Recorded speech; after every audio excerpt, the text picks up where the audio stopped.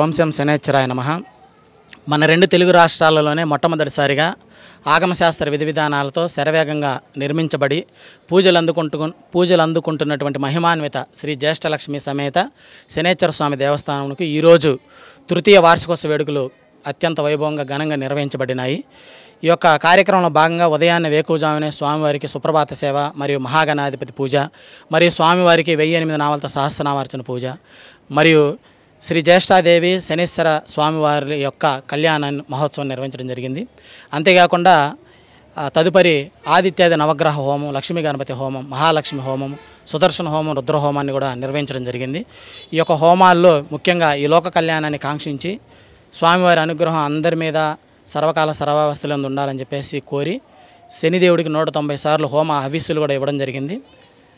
అంతేకాకుండా ఈరోజు వార్షికోత్సవ వేడుకల్లో భాగంగా ఇక్కడికి దేవాలయం వద్దకు ఇచ్చేసిన భక్తులందరూ కూడా భారీగా అన్నదాన కార్యక్రమం కూడా ఏర్పాటు చేయడం జరిగింది.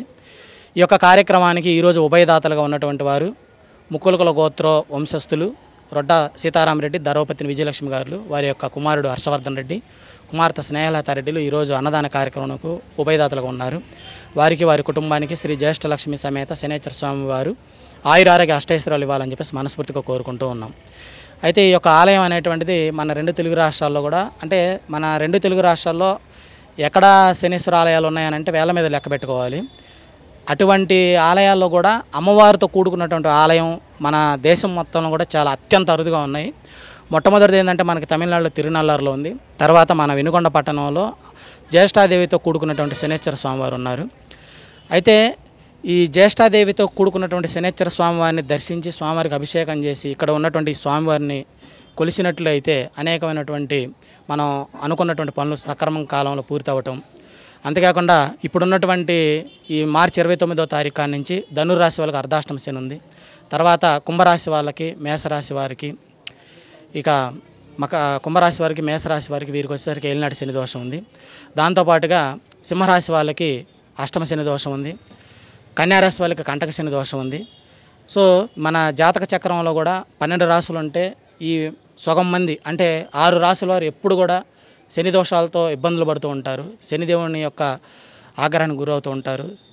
కాబట్టి జాతక చక్రంలో కానీ ఈ యొక్క సృష్టి క్రమంలో కానీ శనిదేవుడి యొక్క ప్రాధాన్యత అత్యంత విశేషంగా చెప్పుకోదగింది.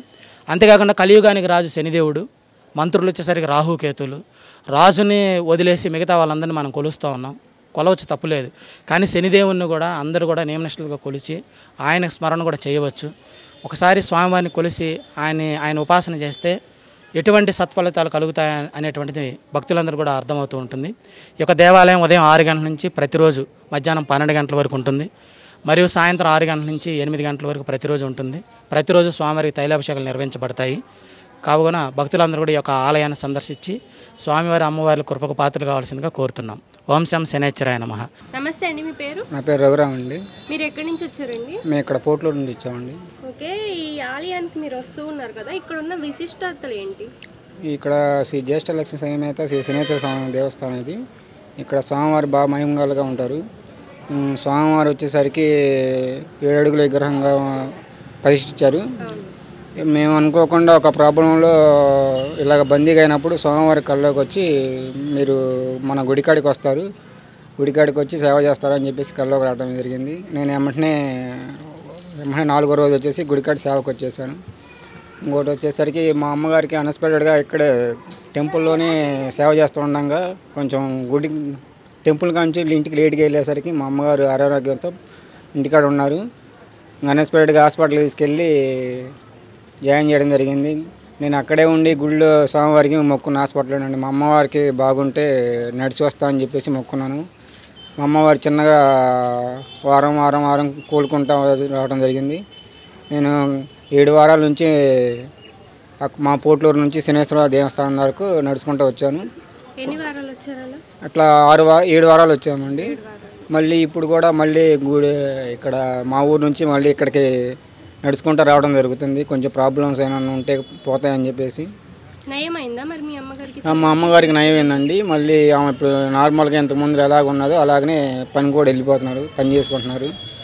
ఇక్కడికి వినుకొండ నుంచే కాకుండా ఇంకెక్కడి నుంచి వస్తారు? ఇక్కడ నుంచి వినుకొండ కాకుండా చుట్టుపక్కల నుంచి కూడా భక్తులు వస్తుంటారండి. వచ్చి స్వామివారిని దర్శించడం జరుగుతుంది. అభిషేకం కూడా బాగా చేస్తారని చెప్పేసి అంటుంటారు.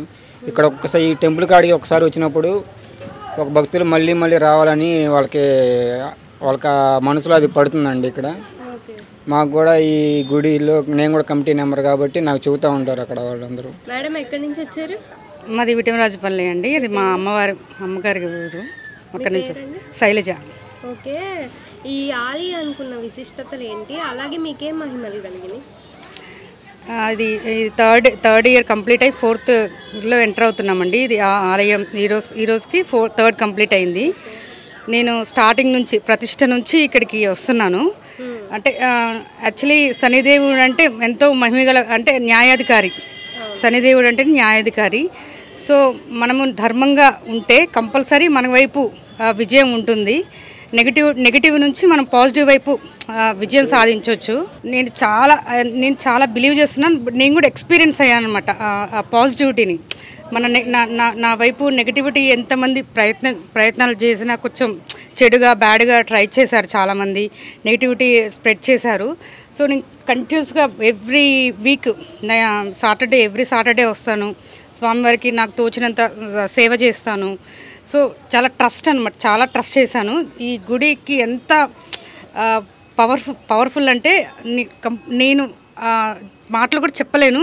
అంత పాజిటివ్ వైపు నాకు వచ్చిందనమాట. అంటే నేను ఆల్మోస్ట్ విజయం దగ్గరలో ఉన్నాను అనమాట. నేను ఎంతైతే డెడ్ ఎండ్లో ఇక్కడికి స్టార్ట్ అయ్యానో స్వామివారిని నమ్ముకొని వచ్చి ప్రజెంట్ నాది లాస్ట్ 99% విజయం వైపుగా ఉన్నాను. సో నేను ప్రజలందరికీ చెప్పాలంటే ఏంటంటే కంపల్సరీ ఇక్కడికి రండి. మీ నెగిటివిటీ అంతా పోతుంది. పాజిటివ్ వైపు కంపల్సరీ 100% మీకు రిజల్ట్ అనేది వస్తుంది. కాకపోతే పేషెన్స్ ఉండాలి. తొందరపడి నేను వచ్చాను, ఏదో పూజ చేశాను, ఏదో మనీ చేసేసాను, అయిపోయింది, నాకు రిజల్ట్ రాలేదని మాత్రం అది పాసిబుల్ అవ్వదు. మీరు పేషెన్స్ ఉండాలి, నమ్మకం ఉండాలి దేవుడి మీద. సో కంపల్సరీ మీకు విజయం అనేది తథ్యం. నిజంగా నేను చెప్తున్నా, ట్రస్ట్, బిలీవ్ చేయండి. నేనైతే 100% నేను సక్సెస్ సాధించాను. నా వైపు వచ్చే నెగిటివిటీ అంతా పోయిందనమాట. సో ఆయన నా వైపు ఉన్నారు, ఆ స్వామివారు. నిజంగా చెప్తున్నా, ఐ బిలీవ్. మీ అందరూ కూడా నమ్మండి. అంతే. Thank you so much. మీ పేరు మేడం? పద్మ. మీరు ఎక్కడి నుంచి వస్తున్నారు? ప్రకాశం జిల్లా త్రిప్రాంతక మండలం పాతన్న సముద్రం నుంచి వస్తాను. ఇక్కడ మీకు అంటే ఇక్కడ విశిష్టతలు ఏంటి, మీరు ఎలాంటి మహిమలు చూసారు ఈ గుడికి రావడం? మేము ఇక్కడ మా పాపకి అభిషేకం చేయించుకోవడానికి వచ్చామండి. మా నవంబర్ నెలలో వచ్చి ఇక్కడే 5 రోజులు నిద్ర చేసాము. ఒకరోజు పడుకొని నిద్రపోతుంటే ఆమె కనపడింది. ఎవరు? అమ్మవారు జ్యేష్ఠ లక్ష్మి కనపడింది. కనపడి పరిగెత్తుతుంది. కళ్ళలో కాదు, కళ్ళు తెరిస్తే ఆమె కనిపించిద్దేమో, భరించలేనేమో అనే భయంతో నేను కళ్ళు మూసుకున్నాను. ఆమె కనపడింది. కనపడి మా పాపకున్న దోషాలన్నీ తొలగించడానికి ఆమె తరిమేసింది ఆ దోషాలన్నీ. 4 రోజులు ఇక్కడే నిద్ర చేసి ఉదయం లేచి తలస్నానం చేసి ఈ గుడి మొత్తం శుభ్రం చేసి దీపారాధన చేసేవాళ్ళం. 5వ రోజు ఇంటికి వెళ్ళామండి. ఇంటికి వెళ్ళాక ఇంటికి వచ్చింది ఆమె. అమ్మవారు ఇంటికి వచ్చి ఉదయం 4 గంటలకు లేపింది. నేను 4 గంటలకి నేను ఇంట్లో పడుకొని ఉన్నాను, బయట వాకిట్లో నిలబడి, నువ్వు రోజు టయానికి లేస్తావు కదా, ఈరోజు లేచి, ఈరోజు మంగళవారం ఏకాదశి, లేచి నాకు దీపారాధన చేయవా పద్మ అని అడిగింది. నేను నిద్రలోనే మాట్లాడుతున్నా ఆమెతోటి, లేస్తానమ్మా చేస్తాను అని చెప్తున్నా. ఈ లోపల మళ్ళీ కళ్ళు తెరిచేసరికి ఎవరు లేరు. పక్కింటి వాళ్ళు ఏమన్నా లేపారేమో అని పోయి పక్క వాళ్ళని కూడా అడిగాను. మేము కాదు, మేము లేపలేదు అని చెప్పారు. తర్వాత ఆలోచన వచ్చింది, ఓహో నేను 4 రోజులు అమ్మవారికి చేశా కదా, 5వ రోజు ఏమో వచ్చి నన్ను లేపింది, ఉదయాన్నే లేపి పూజ చేయమని అడిగింది కదా అనుకున్నాను.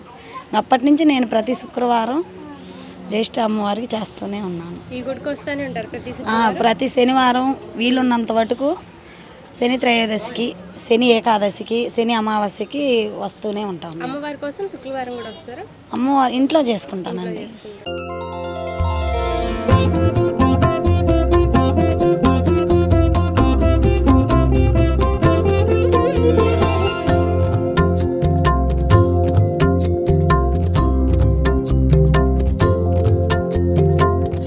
నా పేరు మల్లికార్జునరావు అండి.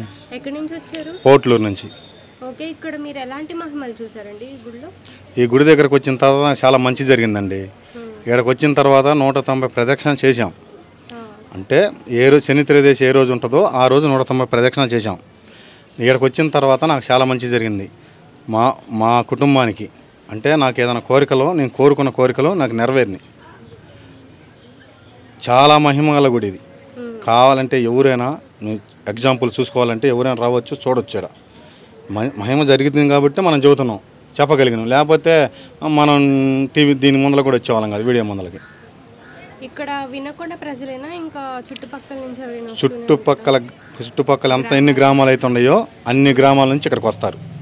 పూజా కార్యక్రమాలు మరి ఒంట్లో ఏదన్నా మనకు బాగలేకపోతే దాని గురించి పూజ చేయటం కానీ, అమ్మాయికి బాగా చదువుకోకపోతే పూజ చేయటం కానీ, ఎవరికైనా దేని గురించైనా మనం ఏదన్నా అనుకున్నవి జరగాలన్నా కానీ పూజ చేయడానికి కానీ దేనికైనా సరే పూజ చేయాలంటే చేయించుకున్న తర్వాత చాలామందికి నిజం జరిగింది. పూజ చేయించుకున్న తర్వాత వాళ్ళు వేరే వాళ్ళకి చెప్పారు, వాళ్ళు చేయించుకున్నారు, వాళ్ళకి అట్లా జరిగింది. నిజం అంత బ్రహ్మాండంగా ఉంది. దాని గురించి అసలు ఏ మాత్రం అనుమానం లేదు, సందేహం లేదు. ఇక్కడ నమస్తే అండి, నా పేరు అట్లూరు ప్రసాద్. పోట్లూరు మాది, పోట్లూరు గ్రామం, శావలిపురం మండలం, పల్నాడు డిస్టిక్. నేను ఇక్కడికి గత 2 సంవత్సరాల నుండి వస్తున్నా టెంపుల్ దగ్గరికి.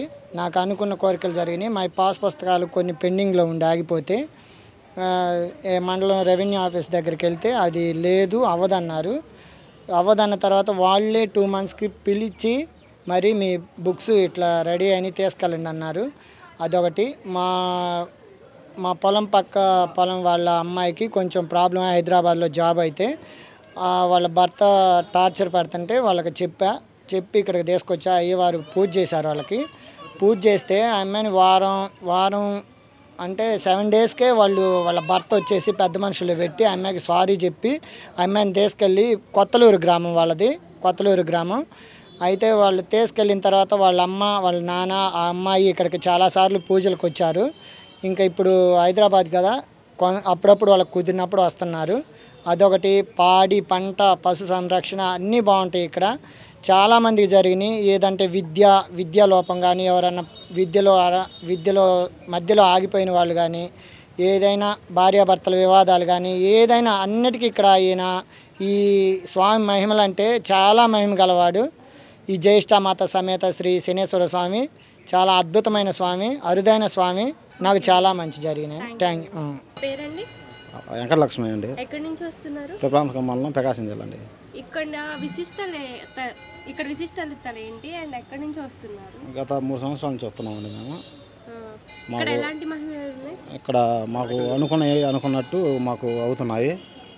మాకు ఇబ్బంది లేకుండా మేము ప్రతి సంవత్సరం నెలకు ఒకసారి వస్తూనే ఉంటామండి. మేము ఇక్కడ వినకొండ ప్రజలే కాకుండా ఇంకా దూరం నుంచి ఎవరైనా భక్తులు వస్తున్నారు? చాలా దూరం నుంచి వస్తున్నారండి. ఇటు విజయవాడ కల్ నుంచి కానీ, గుంటూరు కల్ నుంచి కానీ, ఇటు పోతే తిప్రాంతకం అవతల నుంచి కూడా వస్తున్నారు. ఎర్రగొండపాలెం ఇటు చాలా మంది కలిసారు మమ్మల్ని ఇక్కడ. మీకు ఇక్కడ ఎలాంటి మహిళలు కలిగినాయి? ఇక్కడ నేను రెండు కోరికలు కోరుకున్నానండి. 3 సంవత్సరాలలో 2 నెరవేరినాయి నాకు. నేను ఎప్పుడు అయిద్దో కూడా నా లైఫ్లో నేను ఊహించుకోలేదు. కానీ ఎంత తొందరగా అవుతాయి అని నేను అనుకోలేదు. నేను అనుకున్న కోరిక ఖచ్చితంగా నెరవేరినాయి కూడా. చాలా మందికి, నాతో పాటు చాలామంది కూడా అన్నారు. నాకైతే 2 కోరికలు ఖచ్చితంగా నెరవేరినాయి. నా కళ్ళ ముందు కానొస్తున్నాయి.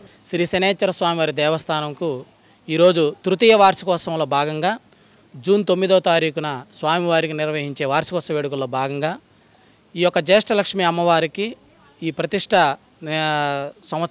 గావించబడిన దగ్గర నుంచి కూడా అమ్మవారికి పసుపు కుంకుమలు, శారీలు ఆనవాయితీగా తీసుకొస్తున్నటువంటి కూరాకుల రాము గారు మరియు వారి యొక్క ధర్మపత్ని సునీత గారు, వారి యొక్క కుమారుడు గుణశేఖర్ గారు, వారు ఈ 3వ సంవత్సరానికి కూడా అమ్మవారికి ఈరోజు ఇక్కడ జ్యేష్ఠలక్ష్మి అమ్మవారికి పసుపు కుంకాలు, శారీని అమ్మవారికి తీసుకురావడం జరిగింది.